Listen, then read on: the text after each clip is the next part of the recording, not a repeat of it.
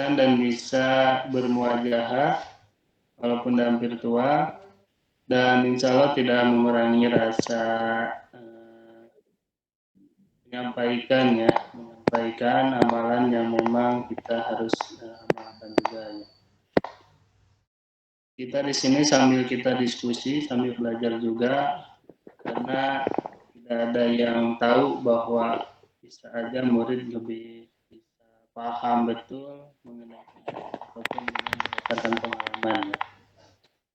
Di sini kita masih berhubung dengan mata pelajaran IPS ya. IPS kita lanjutkan. Sebelumnya mohon maaf yang minggu kemarin belum bisa hadir.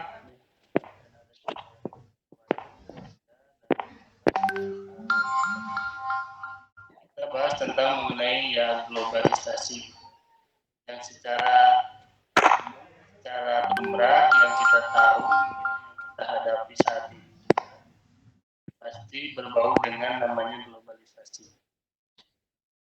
Sebelumnya kita mari kita berdoa dalam tempatnya masing-masing dan hatinya.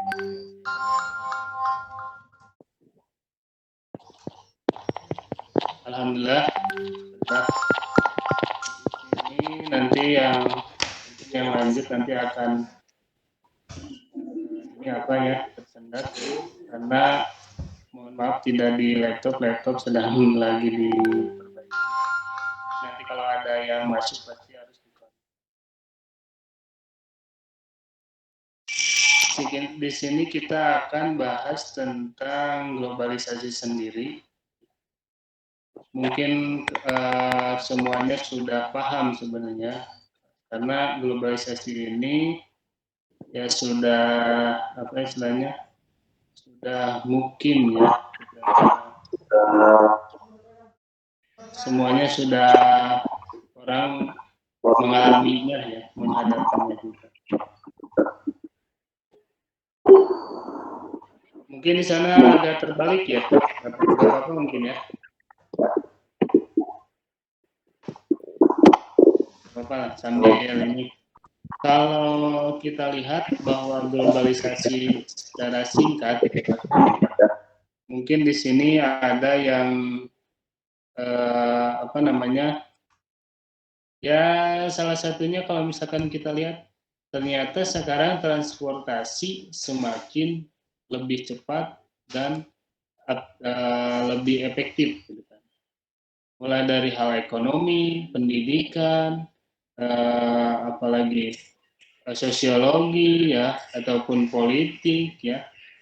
Nah itu semakin cepat. Nah globalisasi tersebut. Izin dulu ya Pak. Ya silakan. Nah yang kedua, adanya kemajuan ilmu pengetahuan di bidang teknologi transportasi sehingga memudahkan transfer barang. Bisa sekarang banyak kurir-kurir ekspedisi yang sekarang mendunia, bahkan bukan disponsori, dilakukan oleh sebagai orang yang berkepentingan. Ya salah satunya siapa?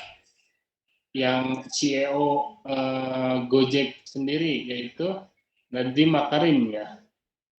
Ya Nadiem Makarim ini kan Kemendikbud. Jadi memang kalau misalkan kita lihat, kalau Kemendikbud ya, jadi yang Nadiem Makarim ini menjadi salah satu globalisasi yang berpengaruh positif, sehingga orang-orang pun mudah untuk mengakses, lebih cepat mempelajari, lebih cepat pengiriman barang ya. Ya salah satunya Kemendikbud mengeluarkan aplikasi web daring ya. Nah, web daring di sini berarti adanya ya kecepatan dari pengaruh negara ke negara sendiri. Seperti itu ya. Terus kalau kita lihat lagi di sini, yang ketiga adanya kemajuan kerjasama ekonomi internasional yang semakin erat sehingga memudahkan terjadinya kesepakatan antar negara. Nah, kalau di sini berarti pengaruh yang menghasilkan negara atau wilayah ke negara wilayah lain, gitu ya. Jadi kalau negara Misalkan salah satunya kita mempunyai produk ya. Produk sepele sih ya, sepele artinya punya produk yang basisnya rotan ya, kayu rotan. Bahan alamnya kayu rotan. Ternyata sekarang bisa menjadi pengaruh globalisasi kepada negara lain gitu kan. Sehingga kayu rotan kita bahan dasarnya itu dipesan oleh negara luar gitu ya, dan dibelilah oleh negara luar ya, sehingga menyebabkan adanya ekspor ya.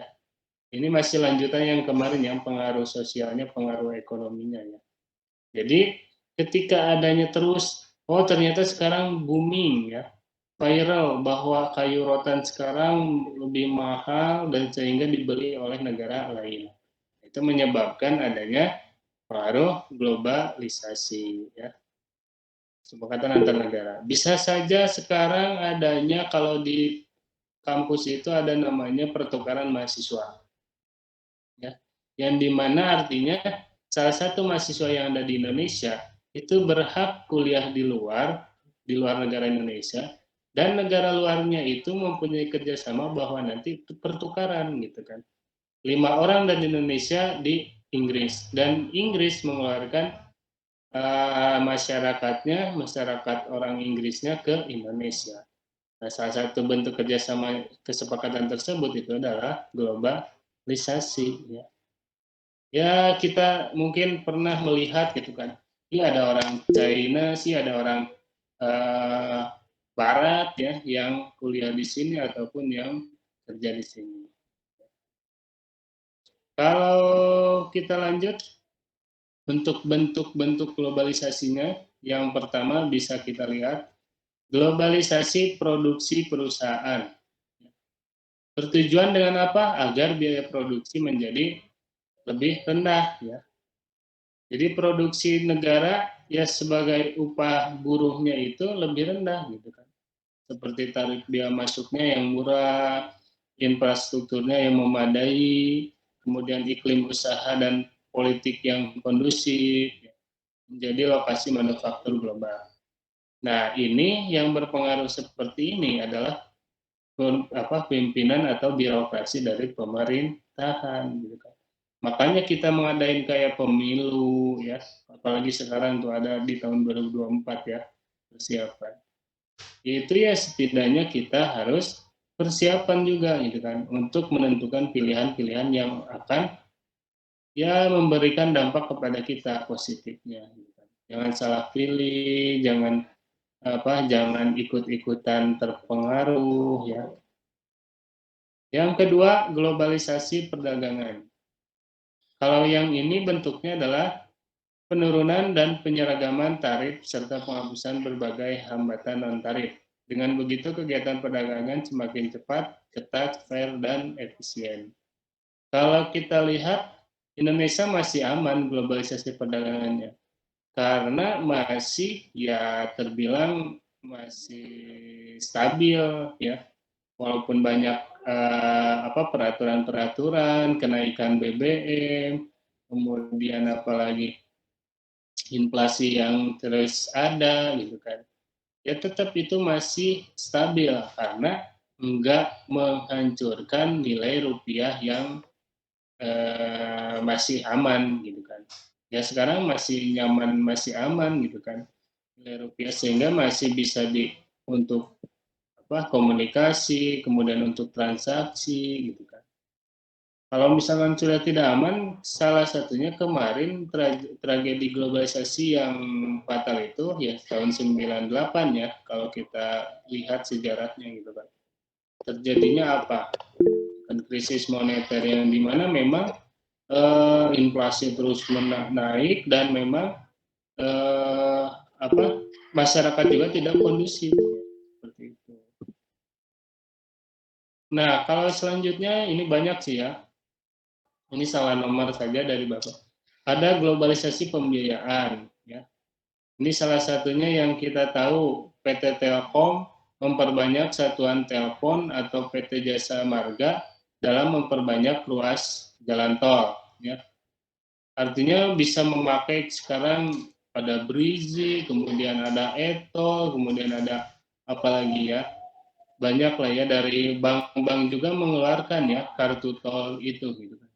Nah, ini adalah bentuk pengaruh globalisasi yang positif karena mempercepat, mempermudah gitu kan. Ya walaupun ada yang bilang, Pak kalau misalkan pakai kartu tol itu semakin sulit, semakin apa, nanti ngantri lama, apalagi orang yang belum punya kartu tol misalkan.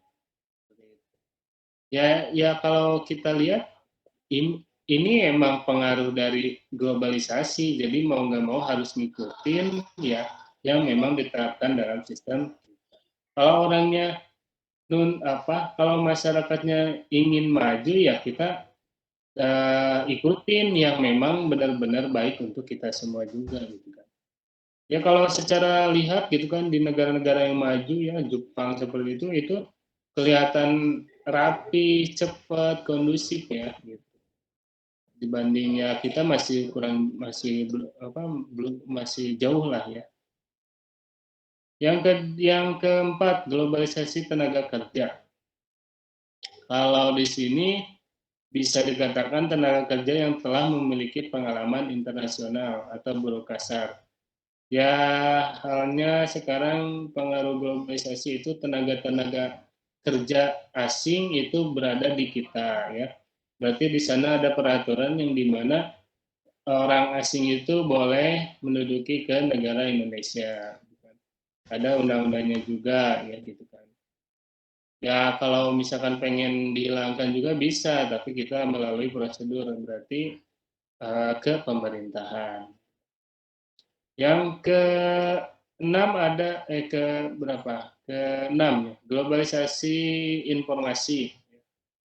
Di sini pengetahuan umum yang jauh lebih luas dan aktual dari yang ada sebelumnya. Artinya semakin cepat, ya semakin up to date, semakin kita langsung tahu walaupun itu jauh tempatnya ya. Ya contohnya gini di sini misalkan ada Agus, ada Teh Putri dan lainnya. Bisa misalkan lihat, oh saya ingin tahu loh sekarang yang up to date itu apa sih gitu, yang viral itu apa sih gitu kan.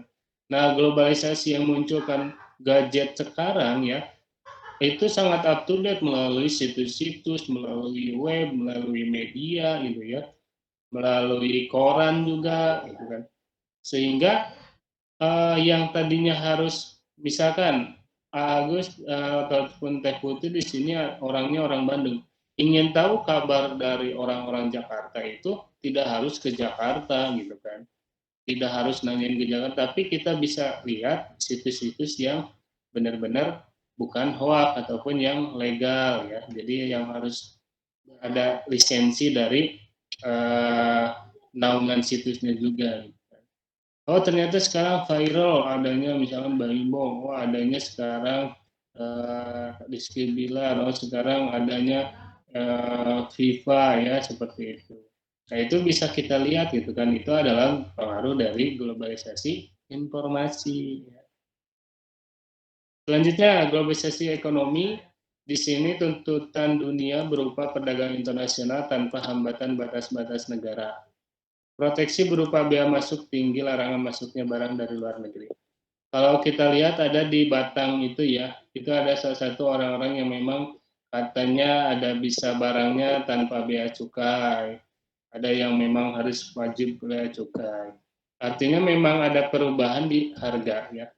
Kalau orang yang memang masuk bea cukai itu pasti harga akan lebih naik ya, karena udah ada proses pendaftaran. Tapi ya kelebihannya kalau udah namanya udah terdaftar itu memang kita legal gitu kan, penjualan legal. Berarti kalau yang tidak terdaftar itu ilegal Pak? Ya dia masuknya ilegal gitu karena tidak diakui di negara kita. Yang selanjutnya ini berarti keberapa ini? Ketujuh ya, globalisasi kebudayaan. Kalau ini budaya itu memang relatif ya. Kalian misalkan lihat sekarang di Indonesia juga ternyata terkenal dari tari saman ya, atau enggak hanya tari jaipong ya seperti itu, ataupun tari lilin enggak, tapi tari-tari yang ada di barat juga kita bisa digunakan itu sebagai pengaruh dari globalisasi budaya. Kemudian ada tata nilai perilaku perkembangan. Misalkan ya lumrahnya kalau tradisi Islam itu adanya kayak tahlil ya, kemudian ada muktamar, kemudian ada bahsu masail lah, itu kan kayak budaya tapi memang harus terus dikembangkan gitu kan. Kalau teknologinya ya sekarang dilakukan oleh orang-orang misalkan dari dinas Kemendikbud ya, kebudayaan seperti itu. Kita lanjut, masih ada dampak positif dan dampak negatif ya nantinya. Kalau kita lihat di sini dampak positifnya kita lihat ada berkembangnya ilmu pengetahuan ya, itu sudah jelas ya. Karena ya ilmu pengetahuan akan semakin cepat ya, termasuk kita belajar ya. Ya kalau misalkan kita merasa kurang dari tutor-tutor ya yang bersangkutan, misalnya tutor IPA, tutor PAI, tutor bahasa Inggris, tutor dan lainnya, itu kita bisa cari tahu lebih dalam ya ilmu-ilmu pengetahuannya dari teknologi yang kita dapat gitu ya, yang dimiliki gitu kan. Yang selanjutnya meningkatnya efektivitas dan efisien, lebih up to date ya. Yang ketiga, perekonomian suatu negara semakin meningkat. Karena kita bisa, kalau dulu mungkin pengen toko ya harus punya modal seperti itu ya, harus punya benar-benar punya uang gitu kan. Kalau sekarang banyak cara-cara agar ya tidak punya uang juga kita bisa gitu kan menjualnya. Gitu. Salah satunya kita bisa jual produk ya, produk produk orang ya, kayak misalkan jadi Shopee affiliator ya, kemudian bisa jadi reseller ya, reseller, kemudian bisa kerjasama gitu, kita sebagai penggarap dan dia sebagai pemodal ya, itu banyak lagi. Kalau perbankan syariah sekarang itu globalisasi ya, karena ada tujuannya, ada undang-undangnya juga untuk meningkatkan kesejahteraan rakyat umat Islam khususnya ya. Yang keempat, meningkatnya taraf hidup masyarakatnya, yang ini ya, yang tadi disebutkan, sangat berpositif sekali gitu kan. Yang kelima, komunikasi semakin cepat dan mudah, itu sudah jelas kita juga dirasakan ya. Mungkin ya ini di sini semua yang siswa akan merasakan ya semakin cepat dan mudahnya gitu.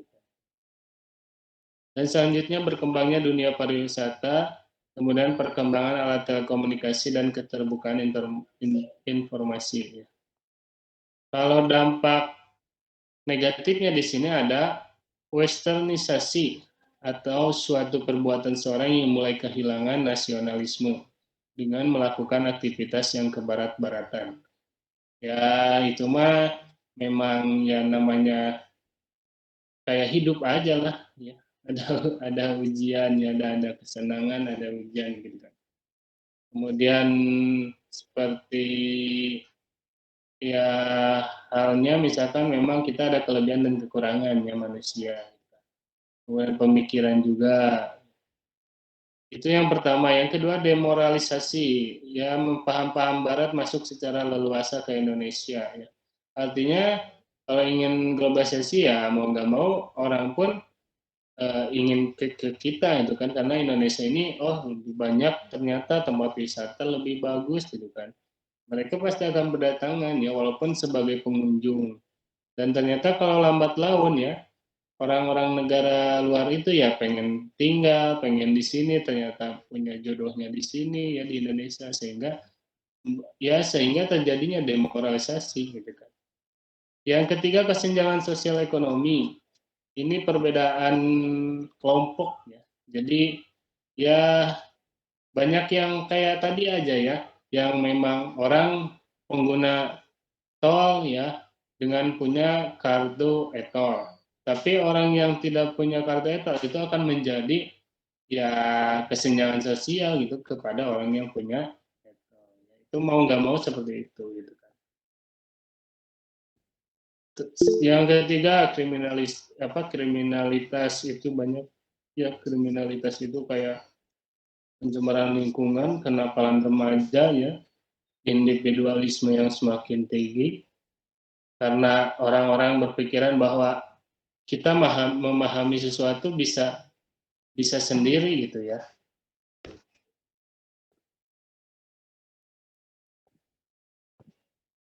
Itu.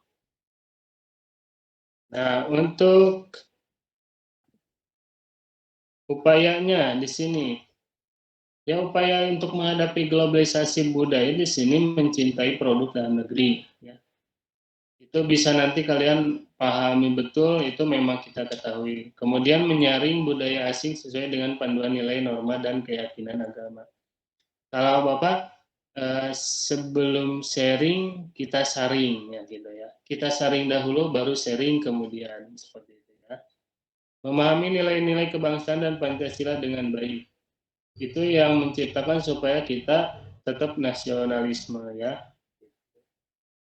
Kalau ipteknya ya kita berpilah lah ya, berpilih kepada iptek ya. Iptek kira-kira yang kita butuhkan saat ini adalah komputer ya sudah gitu kan, jangan mengada-ada yang lain gitu kan. Kalau menghadapi globalisasi ekonomi, ya memprioritaskan pemulihan ekonomi. Misalkan dari diri kita sendiri mempunyai ya pekerjaan atau mempunyai jiwa wirausaha ya gitu kan. Karena ya dari dulu juga menyarankan bahwa Rasul atau Nabi kita juga menyarankan berdagang.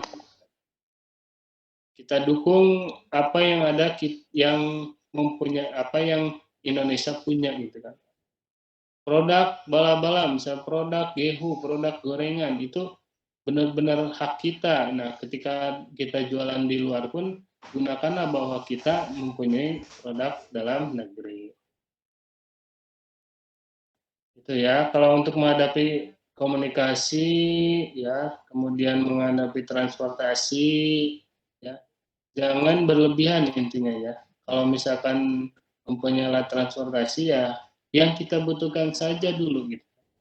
Karena kalau semakin kita menggunakan transportasi yang khususnya dari luar itu akan menjadi eh, peningkatan ke negara lain ya.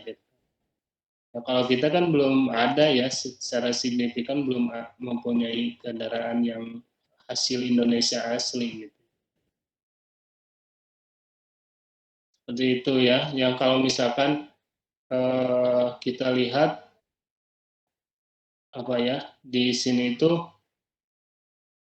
kalian ingin berpergian ya nggak mungkin kalau misalkan berpergian jauh dengan memakai kuda ataupun yang domba misalkan nggak mungkin ya ataupun sepeda yang hasil Indonesia ya nggak mungkin gitu kan tetap kita harus menghargai juga dari adanya globalisasi transportasi itu mungkin dari Bapak mengenai tentang globalisasi ini jadi memang globalisasi ini kalian ya banyak yang mengalaminya dan memang ya istilahnya bukan dialami saja sih banyak yang memang pengaruh apa positif dan negatifnya juga gitu kan bagi kalian intinya gitu kan itu sih kalau misalkan kita lihat ya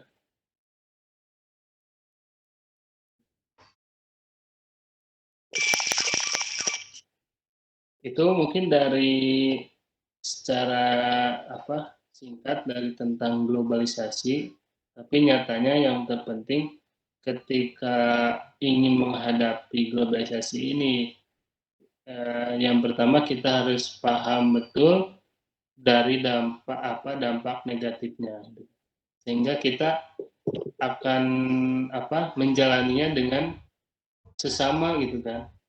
Contoh kalau misalkan ternyata sekarang ada dunia yang perkara yang mendunia salah satunya alat transportasi kita semakin canggih dan banyak misalkan kelemahan sehingga menyebabkan polusi dan polusi dari udara itu semakin buruk, ya, semakin berkurang, gitu kan, semakin tidak baik. Nah, bahkan berarti kita harusnya berarti mengurangi kendaraan. Ya, salah satunya ternyata sekarang ada peraturan dari pajaknya, perpajakan dinas perhubungan bahwa orang yang mempunyai 2 kendaraan akan mengalami pajak progresif, ya. Hal-hal itu adalah tetap gitu kan. Ya, kita harus mengikuti globalisasi, tapi kita harus mawas diri, ya, harus punya bukan properti, proteksi, ya, biar tidak terbawa gitu kan. Intinya seperti itu. Kalau kita tidak ingin kena kelemahan dari dunia informasi, ya, kan tidak kena dari hal-hal negatif informasi, ya kita jangan ada di situ gitu kan. Jauhi saja misalkan hal-hal yang menyebabkan kita viral dari informasi. Ya, salah satunya kalau misalkan seorang artis lah taruhlah, ya. Ini kan namanya juga belajar. Kalau seorang artis, orang yang semakin akan selalu diliput, semakin akan selalu di apa on cam, kan? Ya orang itu akan memang tidak nyaman karena dari 24 jam itu akan terus di shoot. Nah, artinya positifnya berarti kita harus punya apa eh, ketegasan dan punya peraturan juga. Ya kayak sekarang viral-viral yang mendunia, ya, pengaruh globalisasi dari komunikasi, ya, dan informasi, ya. Ternyata kita lebih cepat tahu gitu kan, tidak harus kedatang ke rumahnya gitu. Tapi kita tahu dari media-media yang sangat legal dan up to date gitu kan. Mungkin ya di sini banyak lah ya yang tahu ya sekarang boomingnya apa, viralnya apa, yaitu adalah pengaruh globalisasi. Kemudian hal apa istilahnya, pelajaran seperti ini kayak kita ini gitu kan, ada virtual, ya. Kemarin pada masa pandemi dan sekarang mungkin ya ada juga yang masih memanfaatkan, ya memang ya mau nggak mau ini ada pengaruh globalisasi. Yang penting kita tidak menjadi kesenjangan sosial, ya, tapi kita tetap mengikuti kewajiban-kewajiban haknya ya sebagai pelajar ataupun sebagai tutor, gitu ya. Itu saja mungkin dari Bapak, tidak banyak tapi ya kita kemas saja karena ya ini berhubung dengan kita semua mengalaminya, ya. Silakan, kalaupun ada yang mau bertanya ataupun yang mau sharing disilakan gitu kan, sebutkan namanya biasa gitu kan, dan wali kelasnya siapa. Silakan. Pak, saya mau tanya. Silakan. Saya Zahra Laila dari paket C IPS, wali kelas Bu Anin. Ya. Tadi itu kan kita membeli produk luar negeri. Itu Ya. apa dengan membeli produk luar negeri juga bagian dari dampak negatif globalisasi, Pak? Ya, terima kasih, Zahra. Sangat bagus nih, ya. Karena Iya, ini terima kasih, Pak. identiknya kayak bertolak belakang ya dengan himbauan bahwa Indonesia itu harus cintai produk dalam negeri, gitu kan. Tapi nyatanya ya masih banyak orang yang beli dari produk luar negeri. Ini kalau misalkan kita sebut bahwa orang yang membeli produk luar negeri berarti orang itu terkena dampak negatif globalisasi, gitu ya. Itu sih. Jadi kalau mau ingin menyelamatkan bahwa kita kena dampak negatif, tapi kita harus menyertai dampak positif yang lain gitu, yang banyak gitu kan. Salah satunya gini, Teh Jahro beli sesuatu dari luar negeri, ya misalkan HP lah ya, HP ataupun laptop. Tapi kalau misalkan memang itu adalah jadi kebutuhan supaya lebih produktif, yang tadinya Tejaro nggak pakai HP itu seperti ya tidak hidup lah ya gitu kan. Karena kalau zaman sekarang HP itu ibaratkan setengah hati dari kita gitu kan. Nah, Tejaro membelinya dengan tujuan hal-hal lain yang mengakibatkan nanti dampak negatif itu merasa tidak ada. Salah satunya Tejaro beli HP yang nantinya kemudian untuk membuka usaha UMKM sendiri.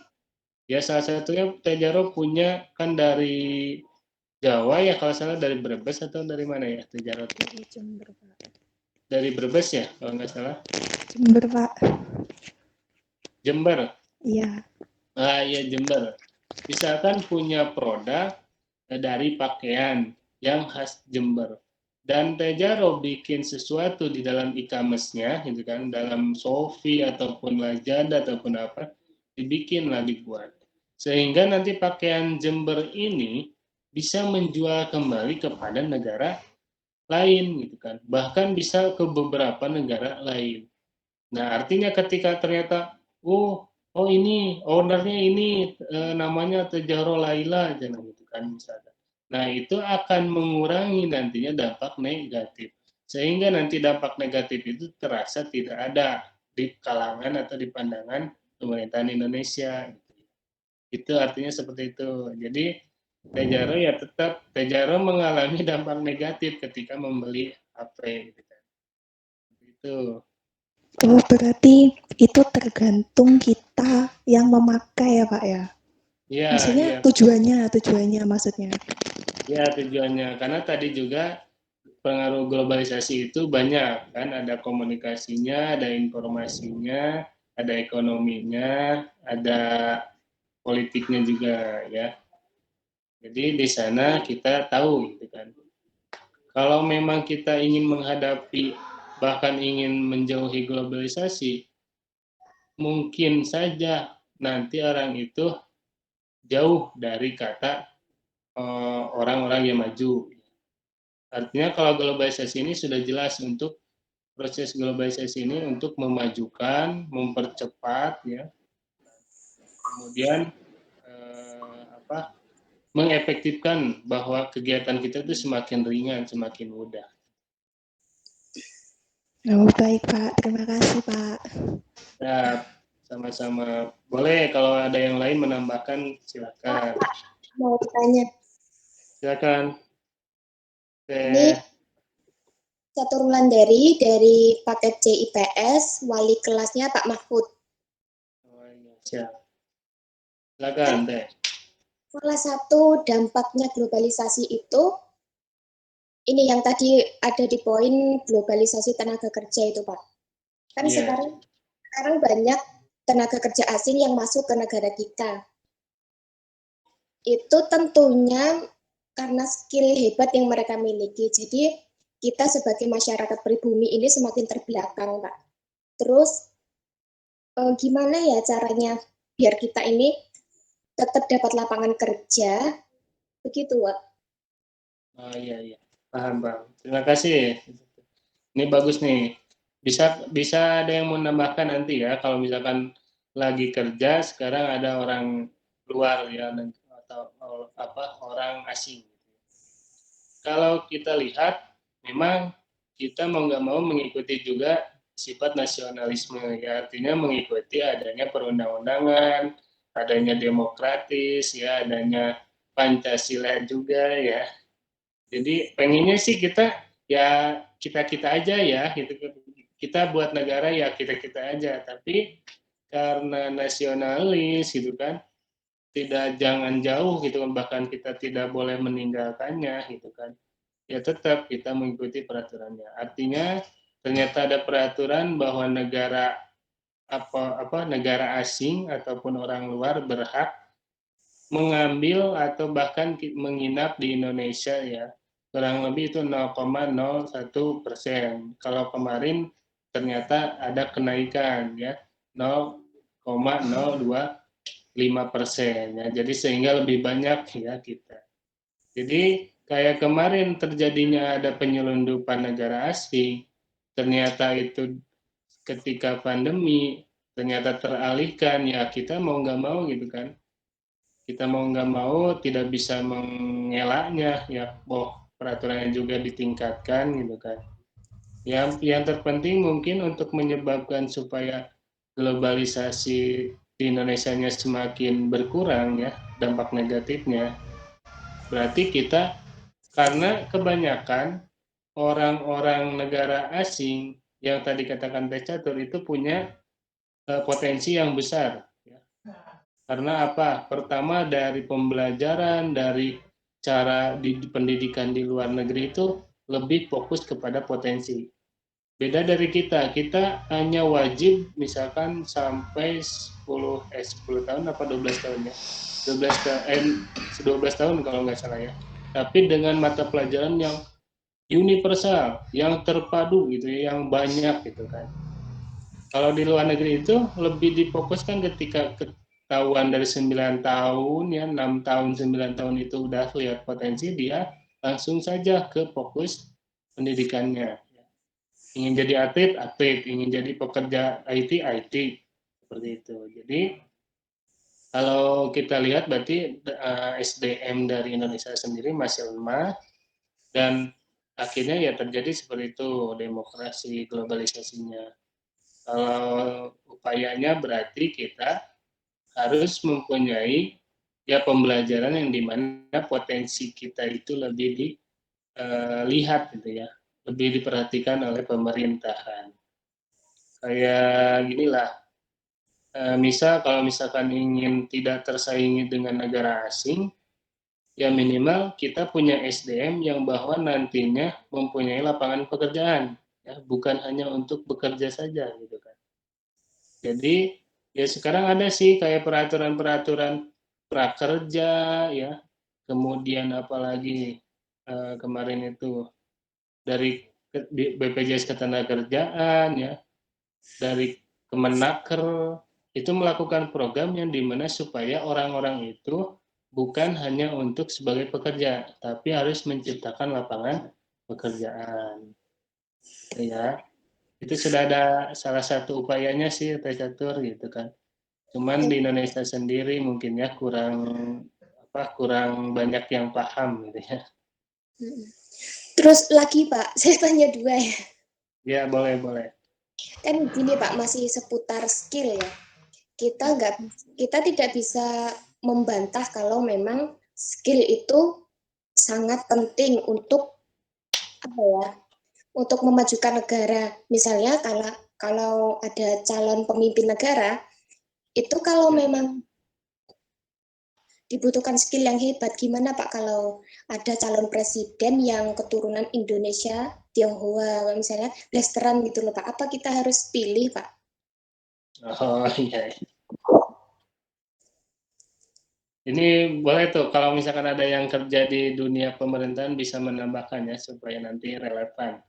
Kalau misalkan menurut Bapak sendiri ya, pemilihan itu sangat memang penting ya. Harus penting dan memang jangan ikut-ikutan. Punya prinsip juga kita memilih. Artinya kita harus tahu biografinya, kemudian ya istilahnya pengalamannya, kemudian potensi dari yang kita pilih. Kalaupun itu kan ibaratnya kalaupun tidak ada sama sekali nantinya itu ya mau nggak mau ketika emang aklamasi ataupun hanya satu orang yang dipilih ya boleh itu, ya artinya boleh memilih ya seperti itu gitu kan.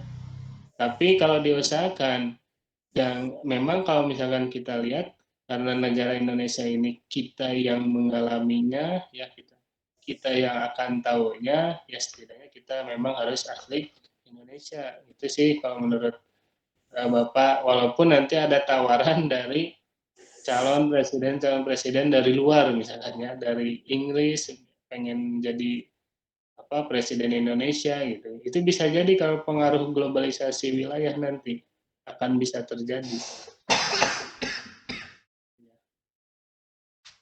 Ada yang menambahkan boleh? Baik Bapak, terima kasih. Ya. Ada yang menambahkan nih, Pak Denny boleh kalau misalkan mau menambahkan, Kang Pak Ij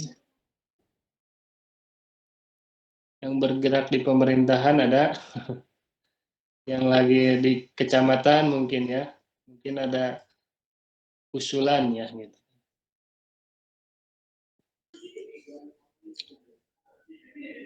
Dari tadi perempuan nih, yang cowoknya mana? Pak, Halo, mau silakan. mungkin nambahin ya atau Boleh, bagus. sebut nama dulu ya. Ya, biar kecatat lumayan. Agus Sukimang, pakai C IPS, wali kelasnya Pak Mahfud. Oh, masih Pak Mahfud. Siap. Apa ya? Mungkin nambahin kalau untuk kerja tenaga asing, kalau atlet pesepak bola yang ada di Liga 1 kan mereka juga punya pemain asing. Itu Ya. untuk kerja kan ya? Jadi mungkin kebanyakan tim di Liga 1 nanti menggunakan jasa pemain asing dari striker luar kan. Dampak negatifnya mungkin Indonesia kekurangan striker sama mungkin apa ya, lupa lagi saya. Aduh.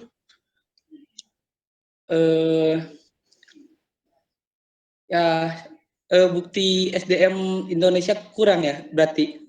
Iya, betul. Ya bagus loh.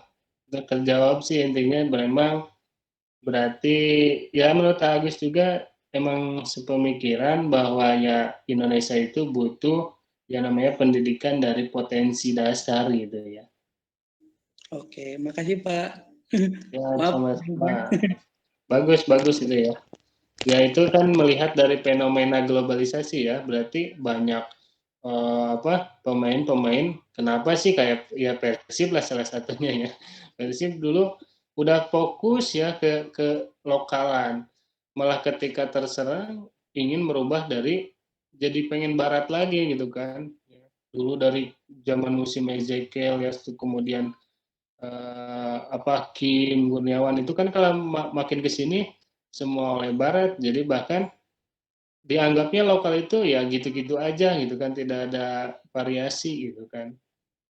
Tapi emang watak dari Indonesia kebanyakan ya terlalu ingin di zona nyaman kebanyakan sih. Kalau Bapak katakan karena moral di Indonesia juga sangat sering terpengaruh juga gitu kan.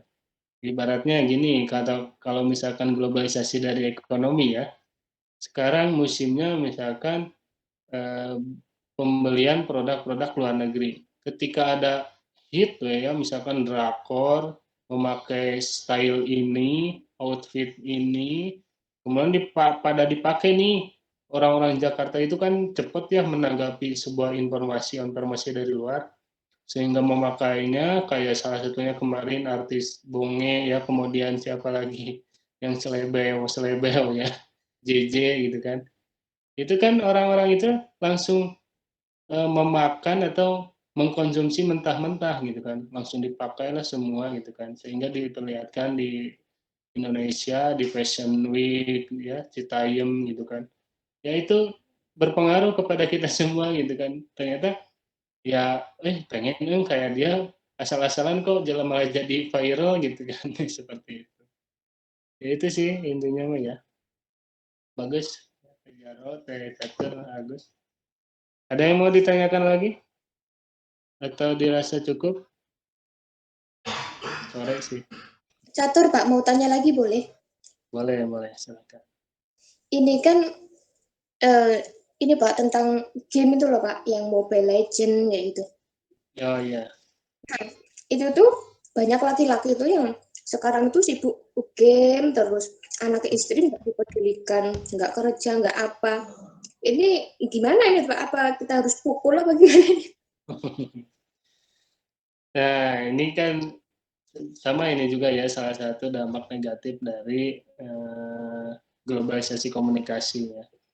kalaupun emang kita tahu bahwa nantinya itu akan buruk kepada kita, ya sejauhnya sebaiknya kita menjauhi. Artinya ya intinya kita harus sebagai kalau misalkan orangnya gamersnya suami, ya istri dan anaknya selalu memberikan kayak motivasi, tapi dengan karena kalau di Indonesia harus dengan senda gurau, ingin masuk itu pengen senda gurau gitu kan. Kalau misalkan secara langsung egois seperti itu memang kurang bagus lah, khususnya di Indonesia gitu kan. Beda lagi kalau negara-negara luar itu kan. Banyak yang ketika orang itu memang gamers, ya udah tinggalkan saja. Tapi emang kalau kita ada seperti naluri yang ingin saling toleransi ya Indonesia itu. Jadi tetap dikasih tahu ya, dikasih kayak senda gurau supaya ngapain aja sih gitu kan. Emang nggak capek misalkan ngegame gitu kan. Emang ngapain sih kalau misalkan ngegame ada hasilnya enggak seperti itu. Tapi dengan cara yang dengan kayak masuk gitu kan. Nah, artinya lambat laun memang ya lambat laun akan orang itu ketika pakai senda gurau itu akan masuk tapi nggak langsung gitu kan. Nyatanya nantinya di akhir-akhir itu oh iya ya saya kok kesini suka ngabaikan istri ataupun sebagai ngabaikan anak ataupun misalkan si ibu ngabaikan suami dan anak dan seperti itu. Jadi kalaupun ya sebaik-baiknya kalau di Indonesia memang tidak boleh langsung main bahasanya main hakim sendiri, artinya saling langsung mukul, saling pakai apa temperamen gitu ya, apa di sini ada hampang lengentung ya, kayak tangan ringan seperti itu ya. Jadi bisalah pakai metode dengan senda gurau untuk mencegahnya. Gitu. Ataupun kalau misalkan kita memang sebagai istri ya, misalkan predator, pengen menegurnya langsung aja menegur dengan menanyakan bahwa tujuannya untuk apa. Gitu. Karena kalau namanya dampak negatif, ujungnya nanti banyak yang ingin menjadikan pengaruh positif itu masih diperbolehkan. Salah satunya tadi kan dibilangin. Baik Pak, terima kasih. Ya sama-sama.